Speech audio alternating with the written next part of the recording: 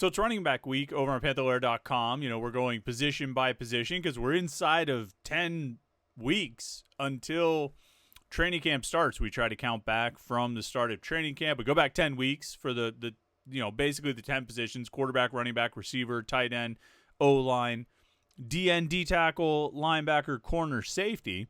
No love for the specialists. What can I say? But we try to count back 10 weeks and start doing our, position previews. A week's worth of position previews. Jim did all the quarterback stuff last week. Some great content there. And this week we're on to the running backs. And we're not going to talk about running backs all week here on the Morning Pit, but we're going to write about it all week at Panther-Lair.com and talk about it there. But on the Morning Pit, I figure we'll spend at least one day, maybe more if we think of other topics to talk about with the running backs. But we'll spend at least one day talking about Pitt's running backs for 2025. And to that end, well, today is that day, and we're asking sort of a simple question that you've already seen on the headline. How concerned are you about Pitt's running backs this season? Are you concerned about Pitt's running backs this season? Should you be concerned about Pitt's running back situation this season? I'm not terribly concerned, even though I think you could probably make a pretty good case for being concerned. But I'm going to talk about both of those. I'm going to talk about why I'm not too concerned and some reasons why you maybe should be concerned. And I don't think any of those would be a surprise for you. I think you probably know the roster well enough and know the situation, the storylines well enough to know why you might want to be concerned about Pitt's running backs this year. But I just can't muster the emotion to get worked up about it. We'll try, though. We'll try here on the Morning Pit. So let's dive into it on a Tuesday morning. It's the Morning Pit, youtube.com/Panther-Lair.com.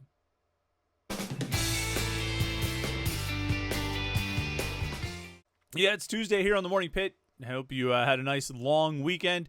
If that's how it worked out for you and you had Monday off, hopefully it was a nice long weekend for you. We had a Morning Pit for you, and we had the start of our running back week content on Panther-Lair.com. So we had some Pitt stuff for you. Even if you had the day off, you could still stay up to date and keep going with the Pitt topics of the day. And yesterday it was a little bit of running backs, a little bit of recruiting.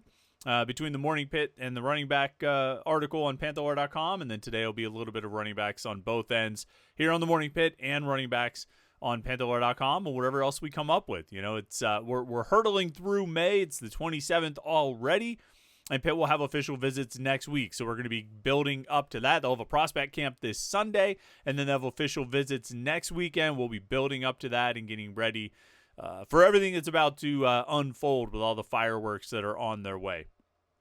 But today we got some running back stuff to talk about. So what we always ask you to do, make sure you like this video and subscribe to youtube.com/Panther-Lair.com. It's the best way to make sure you don't miss any of our Pitt video content, whether it's these daily morning Pitt videos Monday through Friday, our weekly live show that we do every Wednesday night at 8:30 p.m. where me and Jim Hammett get together and we talk a little Pitt sports, and we talk with you because you get in the comments and the questions, and we hear from you about whatever you're thinking about with Pitt sports, and we react. We answer your questions and respond to your comments as best we can, or as many as we can, every Wednesday night at 8:30 p.m. right here at youtube.com/Panther-Lair.com. We've got post-game shows and press conferences and interviews and all different things that you can get right here at youtube.com/Panther-Lair.com. So make sure you like this video and subscribe. And if you do that, you can turn on notifications and you get an alert every time we go live or post new content, and you won't miss anything at youtube.com/Panther-Lair.com. And then head over and check out the website. Panther-Lair.com is the website, Panther-Lair.com. It's the Pitt site on the 247 Sports Network, where we cover all things Pitt sports, football, basketball, recruiting, transfer portal, everything going on in the world of Pitt sports. You can find it right there at Panther-Lair.com. And message boards to interact with hundreds and thousands of other Pitt fans. All day, every day, Pitt fans are hanging out on the message boards at Panther-Lair.com, and hopefully you will too. Come over and hang out. Check it out, Panther-Lair.com. So the running back position for Pitt, 2025. It's an interesting one because it's sort of an exercise in extremes. There's a lot going on. On one hand, you've got a guy coming back who had a pretty great season. Did a great job at Pitt in 2024. Of course, that's Desmond Reed, who was really good for Pitt last year. Ran the ball 184 times and ended up being an All-American, largely for his work on special teams. But he was an impactful player on offense and made a lot of big plays, rushing the ball and receiving. And he carried over what he had done at Western Carolina when he played in Cade Bell's offense for the Catamounts, right? Where he was just productive. He put up big numbers, made big plays all over the place, and he was really a game changer. And, I think when you roll back the clock, you go back to last year, maybe at this time, certainly in January, I don't think any of us expected a whole lot out of Desmond Reed. We thought Desmond Reed would be a change of pace back, third down guy behind Rodney Hammond. Remember Rodney Hammond? Has he completely evaporated from your memory like he has from mine? Rodney Hammond was going to be the guy last year, if you recall. And Desmond Reed would be a change of pace back. We'll see how he could work in, maybe some third downs. He knows the offense. He can catch passes. But, Rodney Hammond's going to be the every down back, the workhorse, and Desmond Reed will chip in here and there. Well, we started hearing positive things about Desmond Reed throughout spring camp, and there was some rave reviews from the coaches and the players and the staff and everything like that. But it was still going to be Rodney Hammond's game, Of course, then you get to the end of training camp, and it turns out Rodney Hammond, whose attendance at training camp was sporadic and curious, sort of something you keep an eye on, ends up being suspended for initially the whole year, and then he's able to come back, and he only plays like 4 games, carries the ball like 12 times, and then ends up, basically taking a red shirt, which he uses to go into the transfer portal and transfer to Sacramento State. In the meantime, Desmond Reed emerges as one of the most explosive and exciting playmakers in the ACC. And this is probably part of the reason that Rodney Hammond has sort of evaporated from our collective conscious. All right, we could spend a whole lot of time talking about Rodney Hammond and his career at Pitt and what it looked like it might become and what it ended up ultimately being. But he was almost immediately overshadowed by what Desmond Reed did right off the bat after he got to Pitt, and right off the bat once the season started, because he pretty much eclipsed anything that Rodney Hammond had done over the course of the first 3 years with his explosiveness and some of the big plays. I mean, the punt return against Kent State, the long run on 4th down against Cal, and countless big plays in the passing game at Cincinnati, and just countless plays in between. And he was an outstanding player. So you've got one extreme of Pitt's running back room this year is a returning All-American and one of the most explosive, exciting players in the conference and one of the most explosive players at Pitt, at the running back position in a long time. Maybe going back to Dion Lewis, Ray Graham. And it's no disrespect to Darren Hall, Quadri Olson. Izzy Abanikanda, I guess, was pretty explosive, right? But I would guess in a foot race, I think, who are you taking in a foot race? I'm probably taking Desmond Reed over Izzy Abanikanda. And James Conner was an exciting, dynamic player, but he wasn't explosive in the way that Desmond Reed is. He wasn't exciting in the way that Desmond Reed is. He was explosive and exciting in his own way, but not the way that Desmond Reed is. And so Reed is a pretty unique player. And so you've got this extreme of this really good player, one of the better backs we've seen here in a while, and we've seen some good backs at Pitt in the recent while, as it were. But then there's the caveat that comes with that. And I think our initial concern with Desmond Reed from the very start was, well, a guy his size, how much can he be a workhorse? The coaches said, oh, he's tougher than, Pat Narduzzi said it. Oh, he's tougher than I ever thought he was going to be. He's the toughest guy on the team. He can take a beating. And I'll credit to Desmond Reed. You thought I was going to stop saying this when the Diaz-Graham twins left. But Desmond Reed could Chumbawamba with the best of them. Man, I mean, he really, he got knocked down, and they're like, I feel like every game in the early, pretty much every game he played, there was some point where after a play, he was slow to get up, but it almost never meant that he was out for the rest of the game. I mean, he always came back in. His toughness was definitely on display, but even still, he missed 2 games, and he's never played a full season in his career. Now, part of that is inherent in the running back position. It's a contact position. It's a collision position. You're going to take it, outside of the lines, on both sides of the ball. Running backs take more abuse and contact than any other position on the field. I mean, they really do. Like, even you could have, if you have a linebacker or a safety who gets 12 tackles in a game, wow. That dude, I mean, he made a lot of plays. 15 tackles in a game. Man, he really...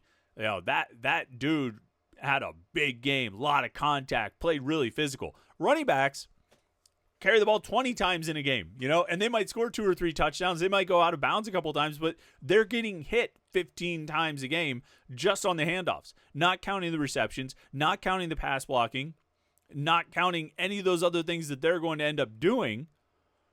Running backs are taking all of that contact and absorbing all of it. And so inevitably, those guys are going to get hurt. And it happens. It happens to everybody. Like James Conner never played a full season at Pitt. His healthiest season at Pitt was 2016, the year after he got cancer. I think he might have actually played every game that year. It's just it's a physical, violent position that takes a lot of abuse, and guys miss time. And so I don't hold it against Desmond Reed. I don't say, well, he missed 2 games last year because he's small. I don't say, well, he's never played a full season because he's small. I don't think that's what it is. And even last year when he missed 2 games, he still, set career highs for, rushing attempts and his snaps. I mean, he played a ton. He played 600 offensive snaps last year and ran the ball 184 times, adding in a bunch of receptions and the punt returns. And he earned it last year. So when you look at the running back room, you've got this extreme of this really good back who historically has never played a full season. He's always missed time, which is sort of part and parcel of that position. And so you say, okay, if you're going to break down the running back room by tiers, well, that top tier looks great. Desmond Reed looks great. But because of the nature of this position, you're going to need guys behind him. How does that look? And that's where you get into this other extreme. You get into this other extreme of almost a complete lack of experience, because you've got Juelz Goff, who's a redshirt freshman who carried the ball 17 times last year, and nobody else aside from Derek Davis, who got hurt late in the season last year, missed all of spring camp, and his availability for training camp is up in the air. Nobody else on the roster has carried the ball 1 time. Nobody else on the roster at running back has played a snap in an FBS football game. I have to add that caveat about an FBS because you just saw him a second ago on the screen. Justin Cook, the transfer from East Stroudsburg, kid originally from Harrisburg, came in as a wide receiver but moved to running back in spring camp and actually looks kind of promising. We'll get to him in a second. Because the depth after Reed and Goff, who has 17 carries in his career, the depth after those guys is 3 true freshmen. That's it. It's Reed, Goff, 3 true freshmen, and then over here you've got Derek Davis, who knows when he'll be back, and Justin Cook, who's a walk-on converted wide receiver, who I actually think could be an element in this running back room in 2025. Like he could actually see the field. He looked pretty decent in spring camp. The coaches talked highly of him, and the teammates spoke highly of him. I think he could actually be a factor. And maybe not be this little bug keeps flying around me. And maybe not be the number 1 back that's going to be Reed. Maybe not be the number 2 back that's going to be Goff, but be in there in the rotation as maybe the number 3 or number 4 back. And with the chance to elevate if guys ahead of him get hurt. Now the 3 freshmen are intriguing, and I think that group is led by Ja'Karian Turner, the true freshman who enrolled in January and had a great spring camp. Really impressed and did a great job, and looks like he can make plays, and he's exciting. Now him and Saquon Smith, two of the running backs in the class, they're both smaller guys, Desmond Reed sized guys. Jalen Brown, who's going to get here in June, just like Smith.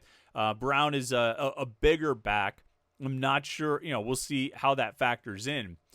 But what you have is, you've got the way I laid it out there. You have Reed, and then you have Goff, true freshman, and a walk-on. And somewhere out of there, you're going to have to find a rotation of 2 or 3 backs.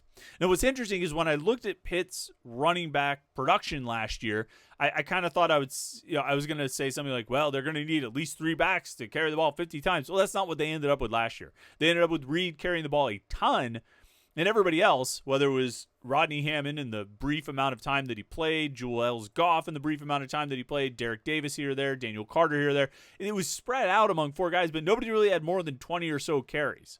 And a big part of that is because of the rushing attempts by the quarterbacks. Eli Holstein, Nate Yarnell, Julian Duggar took up a lot of rushing attempts. Some of those were sacks because that's how the NCAA records it. But otherwise, they had a lot of rushing attempts, either in scrambles or design runs. And that's probably going to be part of the offense again, too.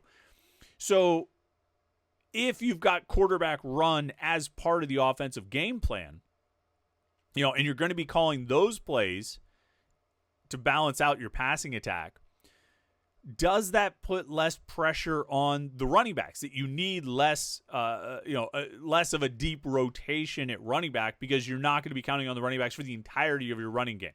I would actually take it the other way, and I wrote this yesterday on Panther-Lair.com, that maybe you rely on the running backs more, or you'd like to be able to rely on the running backs more, so you can put less on the quarterback's plate in terms of the running game, even though it's a weapon and something they could use. And I think Eli Holstein, Cole Gonzalez, and Mason Heichel all can run with the ball. You'd like to minimize the contact those guys are taking, so you'd like to put it in the hands of the running backs more. Here's the thing, though. And maybe this is just me. I mean, you can tell me in the comments or on the message boards at Panther-Lair.com. Even though we just laid out that situation, the depth is non-existent. It's 17 carries and then true freshmen and walk-ons. There's Desmond Reed and there's no depth. And that one top guy that you're counting on has never played a full season, right? You got all these reasons that you should be concerned about running backs, but I got to be honest, man. Just can't work up a lot of emotion about it. It just feels to me like running back, just roll somebody out there. And I don't mean to diminish the contributions or the impact that guys like, Desmond Reed made last year or Izzy Abanikanda made in 2022. I mean, I don't know if they win the Coastal Division Championship without Darren Hall and Quadri Olson in 2018. James Conner in 2014 they went 6-7. So fat lot of good that did. But James Conner was a big part of it in 2016. Dion Lewis was a big part of it in 2009. If Pitt won games in 2007 and 2008, it was because of LaShawn McCoy. So I don't want to diminish the impact that a good running back can have, but it just kind of feels like, whoever you got, put him out there. If you have a good scheme and good blocking, it'll be all right. Because, Darren Hall and Quadri Olson, I guess Quadri Olson kicked around in the NFL for a little bit, but it's not like those guys were starting caliber NFL backs. And they ran for 1,000 yards each because they had a good offensive line, they had a George Aston, and they had a solid, competent run scheme. And I kind of feel like that's what you need. So if Cade Bell can call a good run offense, and if this offensive line can block well, they should be okay no matter who they put out there. And I mean, famous last words, but I'd ask this question because I'm trying to think of this myself. When was the last time Pitt had a season where you would say, boy, they were just not good at running back, and that's a big part of the reason why they struggled? There have been years where the offensive line wasn't very good, and so they couldn't run the ball well, and they struggled. 2005 comes to mind. But, generally speaking, I can't really think of many seasons where a poor running game, as a result of average talent at running back, caused the team to struggle or lose games. And maybe I'm forgetting something obvious, but when was that? There are times when they should have run the ball more or run it better. Maybe the 2021 Western Michigan game, some points in 2019. If they could have run the ball more effectively, they might have done better that year. 2019 ended up being an 8-5 season. They went 7-5 in the regular season. I mean, they should have won 9 games that year. They should have beat Miami. They should have beat Boston College. They should have beat Penn State. But that's a whole other conversation. And maybe if they ran the ball better, they could have beat Miami. Maybe if they ran the ball better, they could have beat Boston College. And so instead of going 7-5, they could have been 9-3 that year. But 2019, I don't even, who did they have? Who were their running backs that year? I should know this. Why don't I know? It was A.J. Davis. All right, so A.J. Davis, right? So that's a great example, okay? I think A.J. Davis was their lead back in 2019. Nothing really exceptional. Not great. But his individual performance wasn't the reason they lost. I think there was a lack of commitment to the running game. I don't know if they were a great run-blocking offensive line. I think they had a lot of turnover from the 2018 team that was a good to great offensive line for run blocking. So I just don't think the personnel at running back has been the reason Pitt has struggled on offense or has lost games much over the last, 20 years or so. But if you have some years that come to mind, I'd like to hear it because I'm curious. I want to know what I'm overlooking or what I'm forgetting. So hit me with it in the comments here on YouTube or on the message boards at Panther-Lair.com. What's your concern level with the running back position this year? There's plenty of reasons to be concerned about it, and yet I just can't muster up a lot of concern. Where are you at with Pitt's running backs heading into 2025 season? All right, make sure you like this video and subscribe, youtube.com/Panther-Lair.com, so you don't miss any of our Pitt video content. And check out the website, Panther-Lair.com. Thanks so much for tuning in today. Make sure you get your mailbag questions in on the message boards at Panther-Lair.com. And we will catch up with you tomorrow. Enjoy your Tuesday. Talk to you tomorrow morning on the Morning Pitt, right here on youtube.com/Panther-Lair.com.